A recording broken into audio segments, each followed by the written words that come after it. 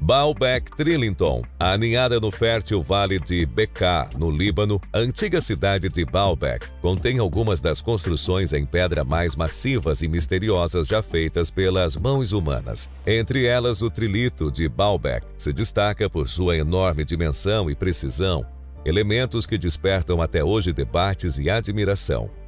O trilito refere-se a uma fileira de 3 pedras que fazem parte do pódio do Templo de Júpiter em Baalbek, cada uma pesando aproximadamente 800 toneladas. Essas pedras estão entre as mais pesadas já usadas em construções, cada bloco medindo cerca de 19,5 metros de comprimento por 4,3 metros de altura e 4 metros de profundidade. A grandiosidade dessas pedras, combinada com a sua colocação meticulosa, apresenta um enigma significativo para historiadores e engenheiros. A origem do nome Baalbek Trillinton está enraizada em sua importância histórica, derivada de Baal, o deus sol fenício, sugerindo seu papel como um importante local religioso. Originalmente, Baalbek era conhecida como Heliópolis durante o período helenístico, refletindo seu status como centro de adoração e cultura. As técnicas de construção por trás do trilito têm escapado de uma explicação definitiva. As pedras usadas no trilito foram extraídas de um local próximo, aproximadamente 1 quilômetro ao sul do complexo do templo. Como essas pedras foram transportadas para sua localização atual, continua sendo objeto de especulação e admiração. Teorias tradicionais sugerem o uso de rolos, trenós e possivelmente guindastes de madeira, o que teria exigido um esforço coordenado de milhares de trabalhadores sob uma direção de engenharia sofisticada. Adicionando à complexidade, as pedras se encaixam com tanta precisão que nem mesmo um pedaço de papel pode deslizar entre as juntas. Essa precisão alcançada sem o uso de argamassa indica um nível de sofisticação em engenharia que desafia nossa compreensão das tecnologias antigas. Os métodos exatos usados para esculpir esses imensos blocos de pedreiras de calcário e, em seguida, colocá-los meticulosamente permanecem amplamente teóricos. Alguns sugerem o uso de máquinas simples como alavancas e planos inclinados, enquanto outros propõem combinações mais complexas de rampas e polias mecânicas. A importância estratégica e religiosa de Baalbek cresceu sob o domínio romano quando a escala e a ambição das construções atingiram seu ápice. Os romanos, renomados por sua destreza arquitetônica, expandiram significativamente o local. Mas as fundações estabelecidas na era do trilito superam até os padrões romanos em sua escala monumental e no mistério de sua construção. Escavações arqueológicas forneceram alguns insights, mas também levantaram mais perguntas sobre o cronograma de construção do local e a civilização capaz de tais feitos.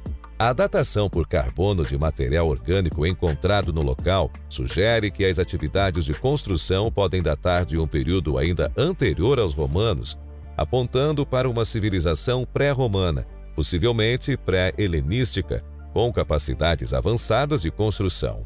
O propósito de Baalbek Trillinton é especificamente do complexo do Templo de Júpiter. Ampliado pelo trilito, provavelmente transcendeu o prático, aventurando-se profundamente no cerimonial e astronômico. Alguns pesquisadores propõem que o layout do local se alinha com eventos celestiais importantes, sugerindo um significado astronômico ligado às práticas religiosas e culturais da época. Megalitos de Gornaya Soria. Cientistas descobriram uma estrutura pré-histórica que parecia impossível para o homem construir nas florestas remotas do sul da Sibéria. Na área conhecida como Gornaya Soria, encontra-se uma série de blocos de pedra maciça que tem desconcertado pesquisadores e historiadores. Essas formações gigantescas, frequentemente comparadas em magnitude às famosas pedras de Baalbek, no Líbano, consistem em várias rochas extraordinariamente grandes, com algumas estimadas a pesar entre 3.000 e 4.000 toneladas. Os megalitos de Gornaya Soria estão situados em uma região caracterizada por climas rigorosos e terreno acidentado, tornando o acesso e o estudo detalhado desafiadores. As próprias pedras exibem bordas retas e ângulos precisos, sugerindo um nível de modelagem intencional que não é tipicamente encontrado em formações rochosas naturais. A precisão nesses cortes e o arranjo dos blocos levantam questões significativas sobre as tecnologias e capacidades das civilizações antigas. Esses megalitos vieram à atenção mais ampla no início do século XXI, embora fossem conhecidos pelos habitantes locais há séculos. O recente interesse tem sido impulsionado em parte pelo tamanho e pela configuração alinhada das pedras, que parecem desafiar uma simples explicação geológica. Ao contrário de outros sítios megalíticos conhecidos por seu alinhamento astronômico ou significância religiosa, o principal fascínio aqui é a escala pura e o desafio mecânico que apresentam. Geólogos e arqueólogos propuseram várias teorias sobre as origens desses megalitos. Uma perspectiva sugere que essas poderiam ser formações naturais criadas por forças geológicas intensas. A área é conhecida por sua atividade tectônica significativa, que poderia teoricamente resultar em blocos tão grandes sendo formados e movidos para as suas posições através de processos naturais. Esta teoria alinha-se com observações de estruturas similares, embora menores, em outras regiões tectonicamente ativas do mundo. No entanto, o argumento contrário é a aparência de precisão na forma como essas pedras são cortadas e alinhadas. Alguns pesquisadores argumentam que suas superfícies lisas e disposições angulares não se alinham inteiramente com as formações rochosas naturais típicas, que geralmente são mais irregulares e orientadas aleatoriamente. Isso levou à especulação sobre a intervenção humana ou até mesmo pré-humana na modelagem e posicionamento dessas pedras, sugerindo uma civilização perdida com tecnologias avançadas de trabalho em pedra. Adicionando ao mistério, está a ausência de quaisquer ferramentas ou vestígios de atividade humana associados ao local. Nenhum artefato arqueológico significativo, como ferramentas de qualquer tipo, foi desenterrado nas proximidades, o que poderia apontar definitivamente para a intervenção humana. Esta ausência torna a teoria da intervenção humana difícil de provar, mas também difícil de descartar completamente, dada a aparência organizada dos megalitos. O debate sobre os megalitos de Gornaya Soria é emblemático das discussões mais amplas na arqueologia sobre as capacidades das culturas antigas. Isso desafia nossa compreensão dos povos pré-históricos e a extensão de suas realizações tecnológicas. Se provados serem feitos pelo homem, esses megalitos poderiam significar não apenas um feito arquitetônico profundo, mas também uma revisão significativa da história humana como atualmente entendida. Dólmens do norte do Cáucaso. Aninhados nas montanhas místicas do oeste do Cáucaso, abrangendo 12.000 km² da Rússia e da Abcásia, encontram-se os enigmáticos dólmens do norte do Cáucaso. Essas estruturas de pedra pré-históricas datadas do final do quarto milênio ao início do segundo milênio a.C., representam uma maravilha arquitetônica que tem desconcertado historiadores e arqueólogos. Construídos a partir de grandes blocos de pedra precisamente talhados, os dólmens do Cáucaso exibem um nível de habilidade em alvenaria que parece quase impossível para a época. Essas pedras foram meticulosamente moldadas em ângulos de 90 graus para os cantos ou curvadas para estruturas circulares, lembrando os grandes megalitos encontrados em toda a Eurásia, desde a Península Ibérica até os confins da Índia. Os dólmens, principalmente retangulares e às vezes redondos, apresentam um portal no centro da fachada. Esses portais, principalmente redondos, mas ocasionalmente quadrados, sugerem um entendimento avançado de design arquitetônico e escultura em pedra que desafia nossa compreensão da engenharia pré-histórica. Em frente a esses portais, geralmente se estende um átrio possivelmente usado para rituais, delineado por altas paredes de pedra que cercam o espaço sagrado. Aproximadamente 3.000 desses monumentos megalíticos foram identificados, mas a cada ano que passa, mais são descobertos. E, infelizmente, alguns são perdidos para o tempo e o descuido. As intrincadas esculturas nesses dólmens, zigue-zagues verticais e horizontais, círculos concêntricos e as representações simbólicas de seios acima das colunas do portal aumentam o mistério e a beleza dessas antigas estruturas. Não se pode deixar de perguntar como essas pedras maciças, algumas pesando até 200 toneladas, foram transportadas por mais de 35 quilômetros até os seus locais finais no terreno elevado do Cáucaso. A precisão com que essas pedras maciças se encaixam tão perfeitamente que nem mesmo um pedaço de papel pode deslizar entre elas, fala de uma tecnologia avançada que parece além do alcance de seu tempo. Ilha de Páscoa, Moai. A Ilha de Páscoa, conhecida por suas enigmáticas estátuas Moai, apresenta um dos mistérios antigos mais cativantes.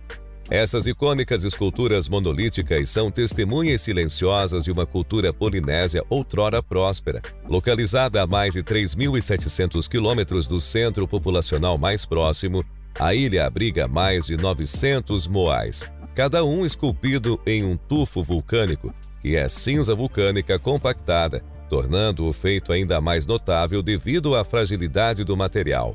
A altura média de um moai é de cerca de 4 metros e eles pesam aproximadamente 12 toneladas e meia. Essa escala e peso tornaram a sua construção e transporte um assunto de admiração e especulação. Os moai foram principalmente esculpidos em Rano Haraku, uma cratera vulcânica que serviu como pedreira. Este local ainda abriga 394 estátuas em vários estágios de conclusão, dando a aparência de uma fábrica de estátuas congelada no tempo. Distintivamente, os moai apresentam cabeças desproporcionalmente grandes, cerca de 3 a 5 vezes o tamanho de seus corpos truncados. Um design consistente com a crença polinésia na santidade da cabeça dos chefes. Essas estátuas possuem sobrancelhas pesadas, narizes alongados com uma curva característica em forma de anzol nas narinas e lábios finos e franzidos. Suas orelhas são longas e oblongas e seus olhos, uma vez no lugar, eram feitos de coral branco com pupilas de obsidiana ou escória vermelha, significando a conclusão das estátuas para o uso cerimonial. A função primária dessas estátuas era ficar sobre plataformas de pedra chamadas ahu, voltadas para longe do oceano em direção às vilas. Essa orientação sugere que elas vigiavam as comunidades locais, simbolizando autoridade e poder, tanto religioso quanto político. A maioria dos ahu é costeira, o que aponta para o seu papel na vigilância e proteção da comunidade. No entanto, uma exceção existe em Ahu Akiv, onde 7 moai estão voltados para o mar, acreditando-se que ajudavam os viajantes a encontrar a ilha. O transporte dessas estátuas massivas da pedreira até os seus ahu permanece um dos tópicos mais debatidos entre os pesquisadores. Enquanto teorias antigas sugeriam serem arrastadas ou roladas em troncos, pesquisas recentes apoiam a ideia de que os Rapa Nui poderiam ter usado um método engenhoso para andar com os moai, balançando-os de um lado para o outro com cordas, uma utilização inteligente da física e do esforço comunitário que teria exigido menos pessoas do que se pensava anteriormente. Esse método, testado em vários experimentos, sugere uma combinação de engenhosidade prática e dedicação cultural profunda. Os pukal, ou cocares, feitos de pedra vermelha, foram adicionados a alguns moai, representando os penteados dos chefes e enfatizando ainda mais o status da estátua. E a mana, a energia espiritual acreditada estar contida nos moai. Esses pukal não eram apenas decorativos, mas significavam o status elevado do indivíduo representado pela estátua.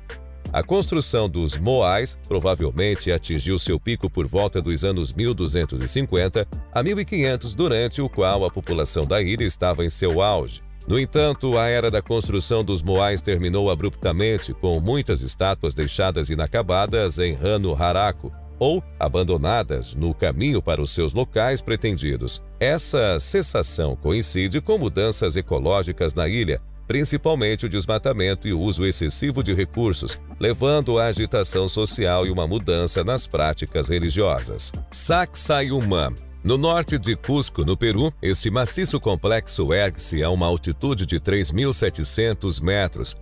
Construído no século XV sob a liderança do Sapa Inca Pachacuti e seus sucessores, as realizações arquitetônicas de Sacsayhuamán continuam a levantar questões sobre as capacidades das civilizações pré-históricas. A estrutura é famosa por suas colossais paredes de pedra seca, compostas por enormes blocos cortados com tanta precisão que se encaixam firmemente, sem a necessidade de argamassa. A precisão é tal que nem mesmo uma folha de papel pode deslizar entre muitas das pedras. Esta técnica não apenas destaca a avançada compreensão dos incas sobre a alvenaria, mas também a habilidade deles em manipular grandes pedras para resistir à atividade sísmica frequente na região. A maior dessas pedras é estimada em quase 200 toneladas e a questão permanece: como essas pedras foram transportadas e esculpidas intrincadamente, usando a tecnologia limitada disponível durante aquele período? A localização estratégica da fortaleza, em uma colina íngreme, oferece uma vista dominante do Vale de Cusco, uma colocação que sugere seu uso como bastião militar. No entanto, a complexidade e elegância do trabalho em pedras sugerem que também tinha um papel cerimonial significativo. A ampla praça e os grandiosos terraços com suas paredes em zigue-zague que imitam os dentes de um puma, combinados com o alinhamento do local com eventos celestiais, indicam sua importância espiritual para os incas. A construção de Sacsayhuamán é ainda mais notável considerando as ferramentas que se acredita terem estado à disposição dos construtores incas, principalmente usando ferramentas de bronze ou pedra. Os incas moldaram as enormes pedras com tanta maestria que as paredes resistiram firmemente a séculos de desastres naturais. Experimentos modernos por exploradores e arquitetos tentaram replicar a precisão alcançada pelos pedreiros incas. Esses estudos envolveram métodos como o reboque de grandes megalitos sobre estradas e paralelepípedos e a meticulosa colocação das pedras nas paredes.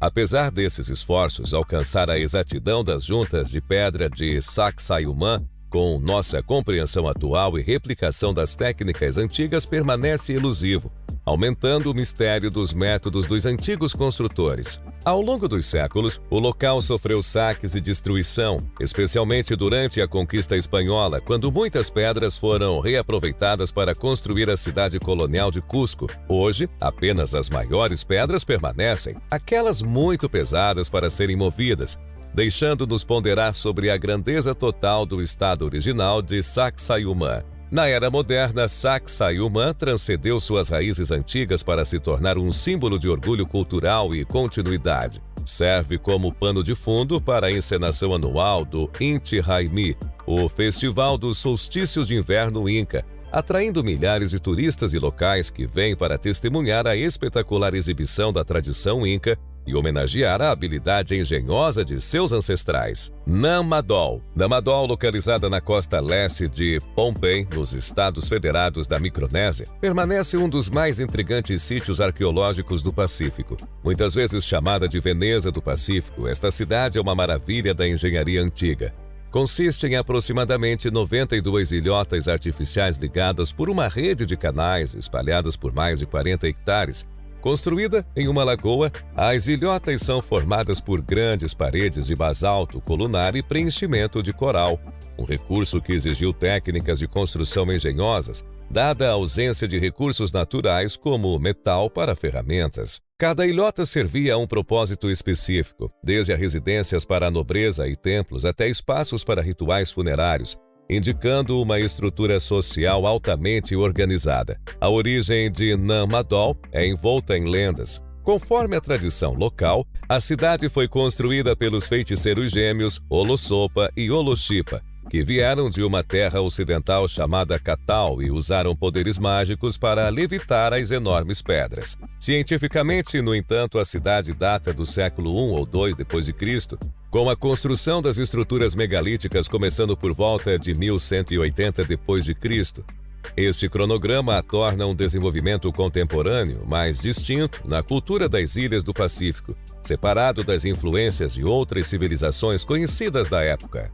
O nome Nammadol traduz como dentro dos intervalos, uma referência aos canais que atravessam as ruínas. O nome original, Son Nan Leng, significa Recife do Céu.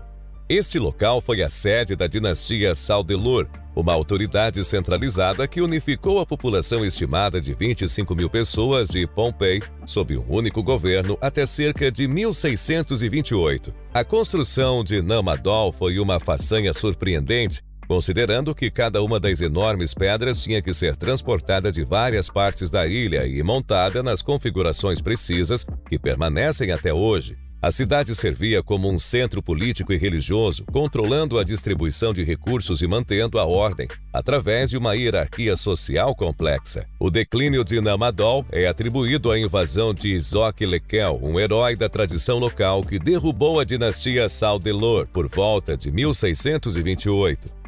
Após a queda desta dinastia, a cidade foi gradualmente abandonada, com os seus templos e locais de reunião sendo tomados pela selva e pelo tempo. Um dos aspectos mais intrigantes de Namadol é o seu isolamento dos recursos necessários.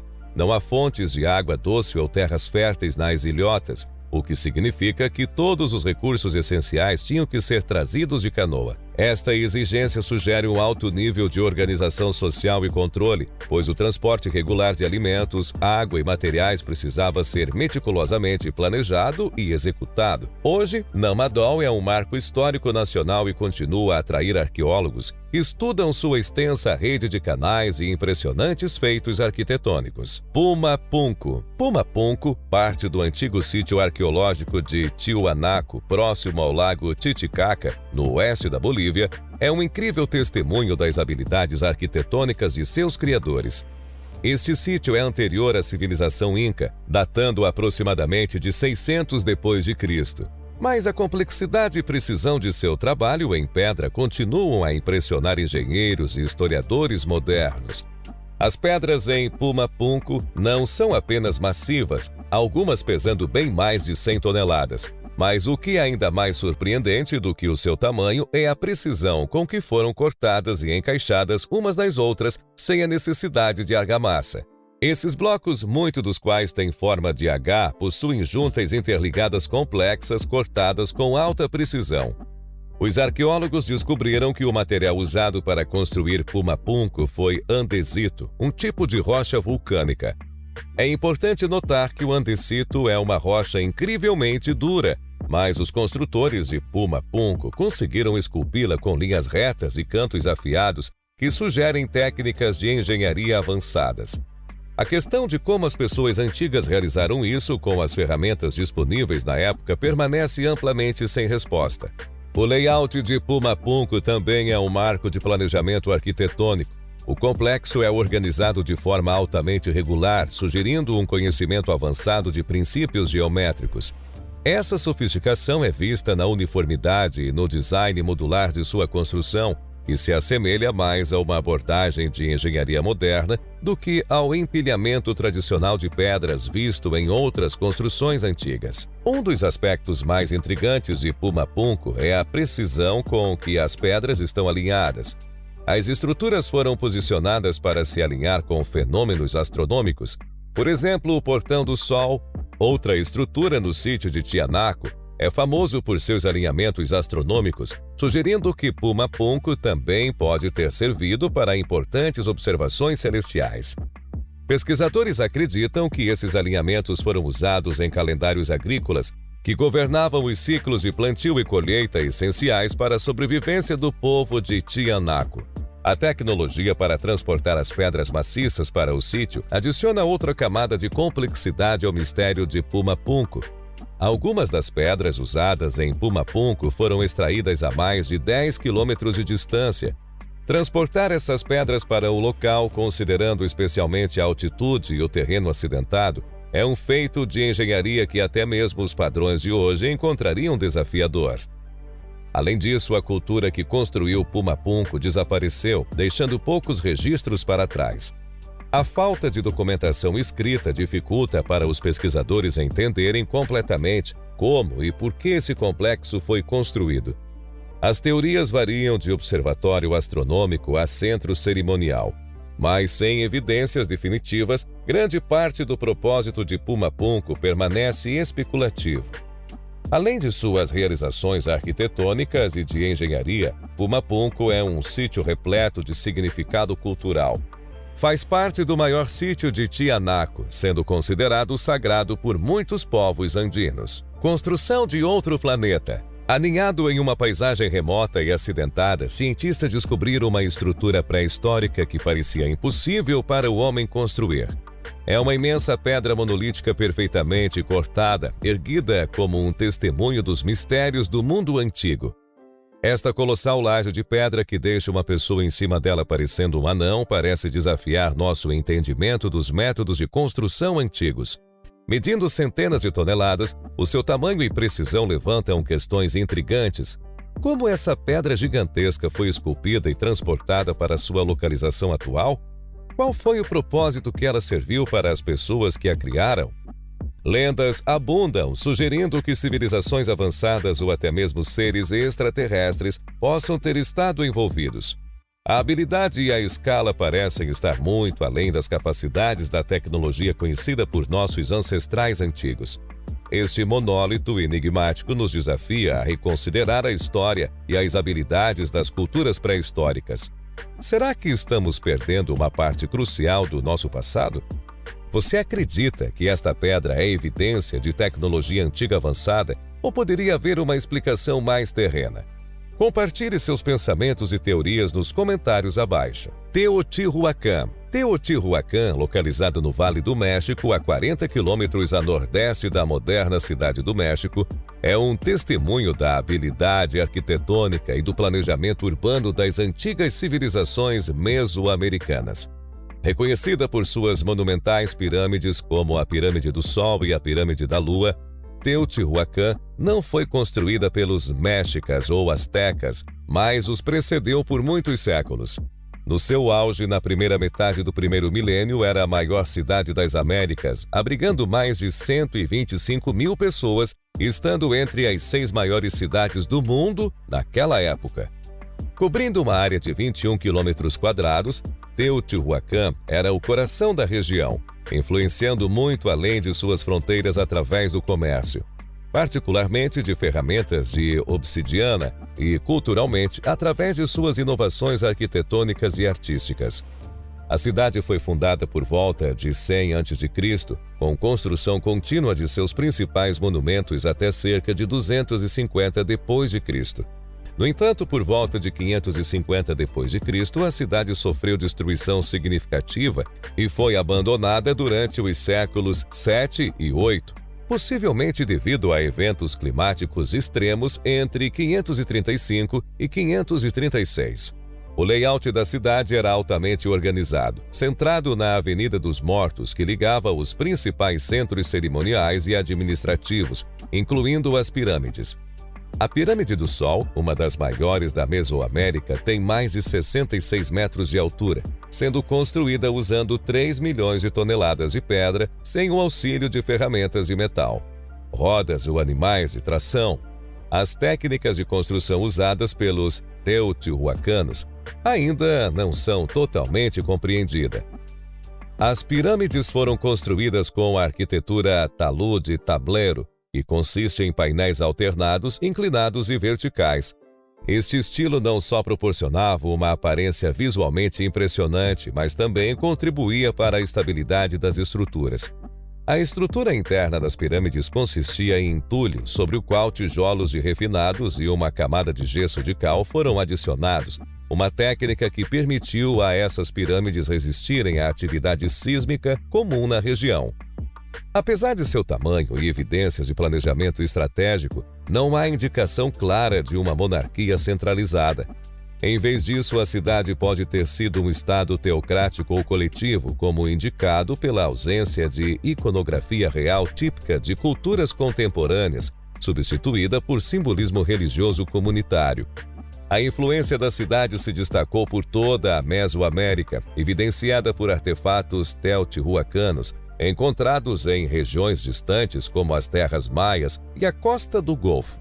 Após seu declínio, Teotihuacan deixou um legado na região influenciando civilizações mesoamericanas subsequentes, incluindo os astecas, que reverenciavam a cidade como um local de nascimento dos deuses. Hoje, Teotihuacan é um patrimônio mundial da Unesco, atraindo milhões de visitantes que vêm para admirar as suas grandiosas pirâmides e os remanescentes de sua cultura, outrora próspera. Apesar dos extensos estudos arqueológicos, muitos aspectos de Teotihuacan permanecem misteriosos, incluindo as razões exatas para o seu declínio e a etnia de seus habitantes, que pode incluir nahuas, Atomis, Totonacas ou uma mistura de várias culturas. O nome original da cidade também é debatido, com alguns estudiosos sugerindo que era conhecida como Cidade do Sol, em vez de Cidade dos Deuses.